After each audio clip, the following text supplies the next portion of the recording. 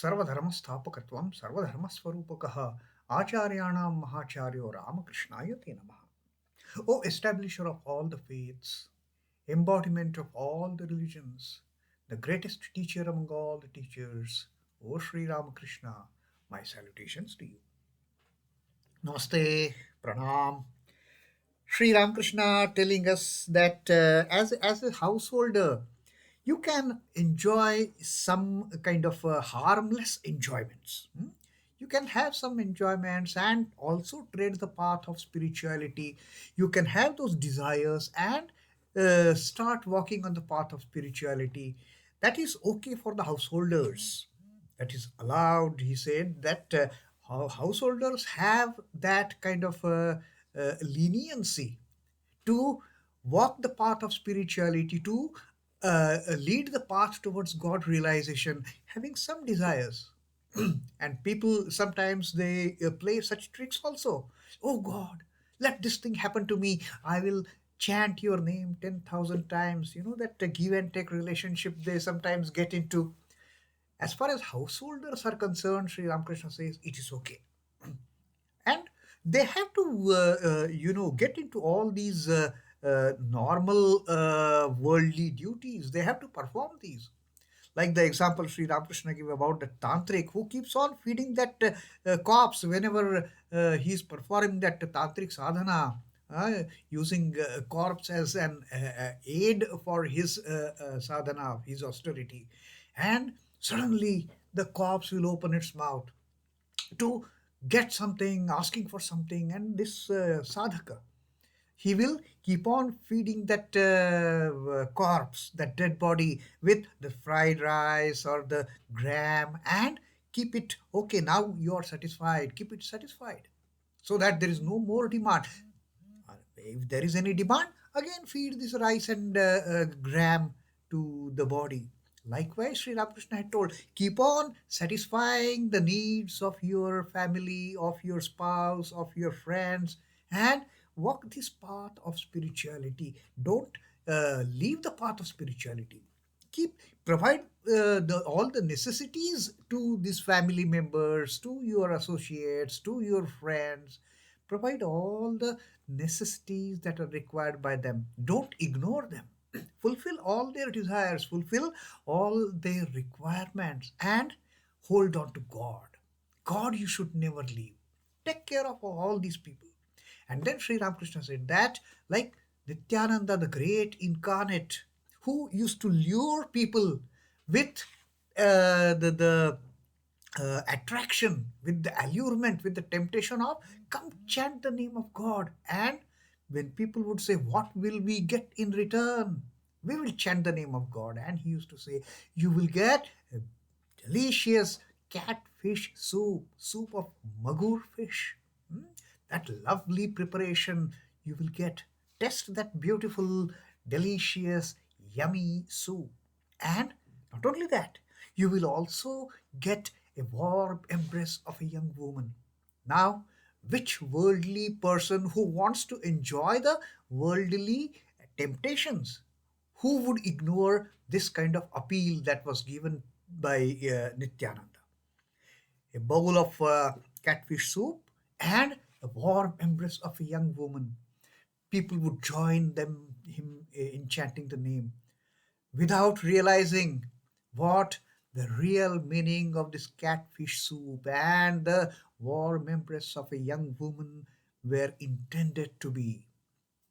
While taking the name, while chanting the name, while singing the glories of the God, people would start shedding tears when they used to get into that spiritual fervor, when they used to get into that spiritual mood.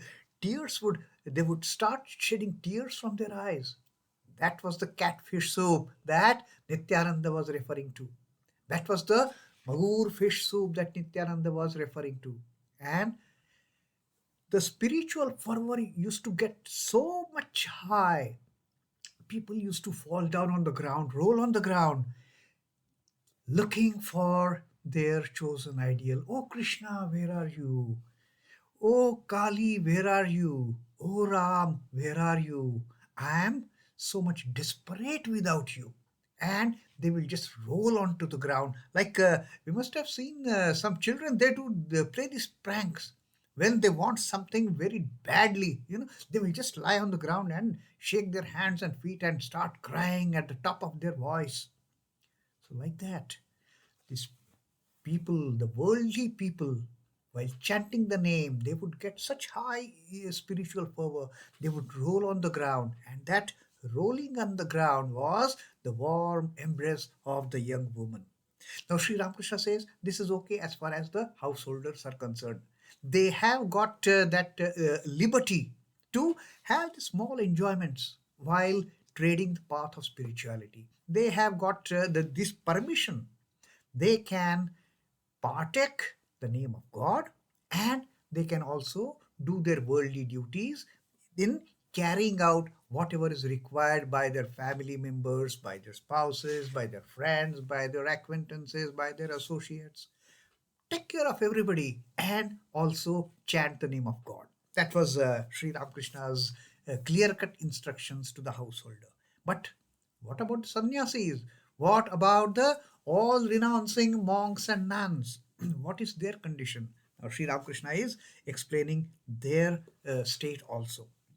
Sri Ramakrishna says, but it is quite different with the genuine sannyasis. Now, mark the word genuine sannyasis. Those who have truly renounced all the worldly pleasures, those who have truly renounced all the worldly ties. Sri Ramakrishna, those are the genuine sannyasis, not the fake sannyasis. We had seen some time back that one person, without taking the ritualistic vows of sannyasa, he had put on that ochre robe, and Sri Ramakrishna says, "This is don't fake your attitude like this. Be sincere." And like the thief example Sri Ramakrishna had given, he took up the garb of sannyasi, he took up the garb of that sage just to avoid getting caught that he was stealing fish. But while taking that the role of a fake sannyasi, a fake sage, he also got that kind of inspiration that be taking up a fake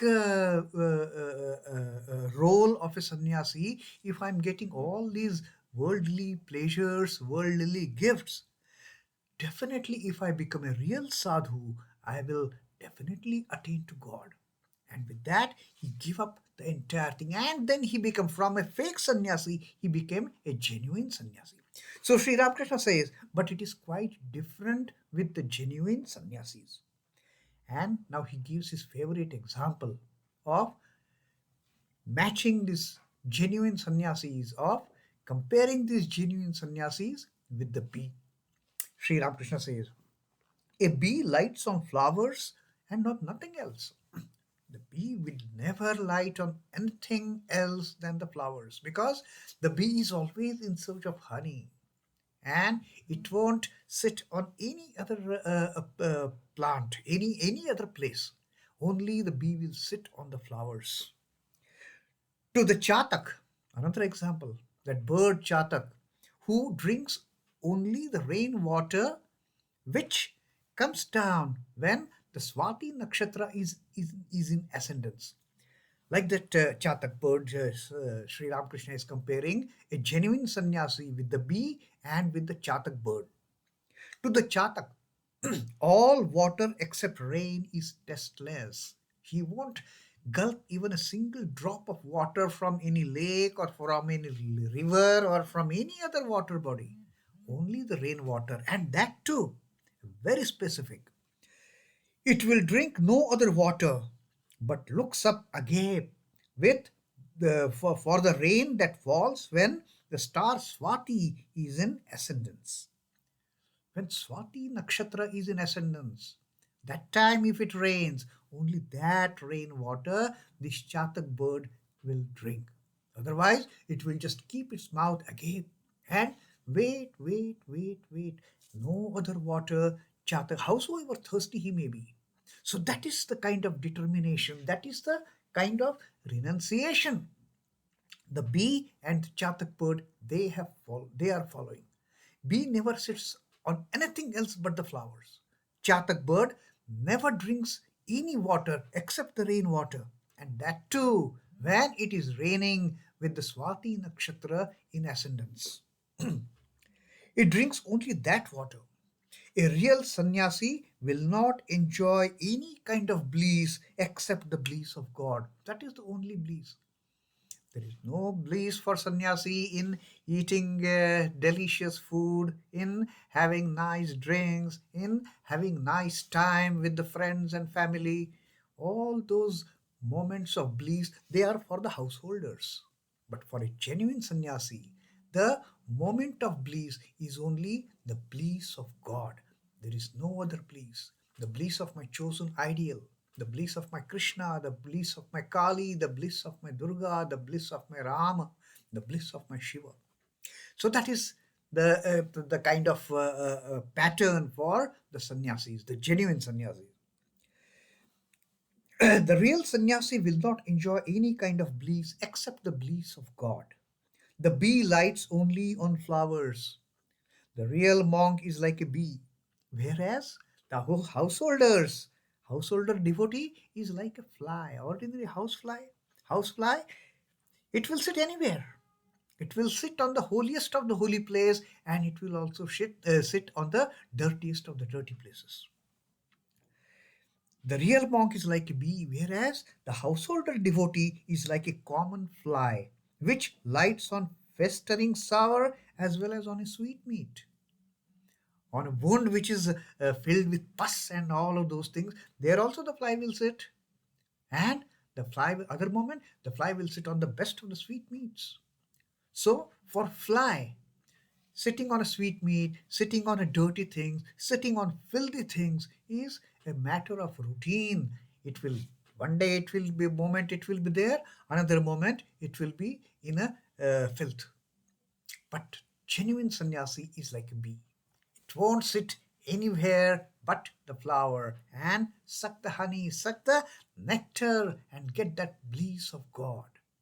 Like the chatak bird, he will only drink the rainwater which falls when the Swati nakshatra is in ascendance. No other water. That is the kind of determination, that is the kind of sincerity, that is the kind of renunciation that the genuine sannyasis they possess. No looking here and there. Entire life is spent on God realization. That is the only bliss they get. And then Sri Ramakrishna tells all these devotees, the devotees who have come from Belgharia as well as Manirampur, Sri Ramakrishna says, "You have taken so much trouble to come here. Such a great trouble you have taken coming all the way from the suburbs of Calcutta, getting some carriage, getting into some carriage, or coming through on a boat on Ganges. You have taken trouble to come here to listen to my words, which Sri Ramakrishna appreciates very much. But Sri Ramakrishna has one kind of concern for these kind of people. Sri Ramakrishna says, "You must be seeking God, that's why you have come here. Otherwise, what happens normally? But almost everyone is satisfied simply by seeing the garden. When we visit a garden, this is what Sri Ramakrishna's lamentation is. People go to visit the garden, and what happens? Only one or two look for its owner. People enjoy the beauty of the world, they do not seek its owner." Sri Ramakrishna says, "You have come here because you're interested to hear about God, because you're interested how to know God. That's why you are coming here." But normally, what happens with the ordinary householders? Because you're devotees, you want to listen to my talking about God, my talking about how you will get enlightenment. That's why you come here. But the case of ordinary householders is absolutely different. And he gives an example that these householders, they visit gardens and all. They praise gardens. Oh, what a beautiful tree it is! What a beautifully in what a beautiful manner they have maintained the garden. I feel so nice visiting place. I feel delighted when I come to this garden. All these things they will talk. But Sri Ramakrishna's lamentation is, who seeks the owner of the garden? And that is what he says, that people enjoy the beauty of the world. People want to enjoy all those worldly enjoyments. But how many? How many of those people they turn into mumukshus in seeking who is the owner of this world? Who has created this world? Who has created this creation? Hardly a few. And that is the sorry state of affairs as far as most of the ordinary householders are concerned. They are so much trapped. They are so much trapped in enjoying the worldly enjoyments that nobody is bothered to know who has created, who is behind all these things that have been created for us to enjoy. Who is there? Who has created this universe? Who has created this world? Who is the owner of this garden? Who is the owner of this world? That the ordinary householders they never ever try to think about it. But a true devotee, a true devotee will come to the garden and he will try to find out who is the owner of the garden. Let me go and meet him. All these plants and trees and other things in the garden, the play yards, these are all fine.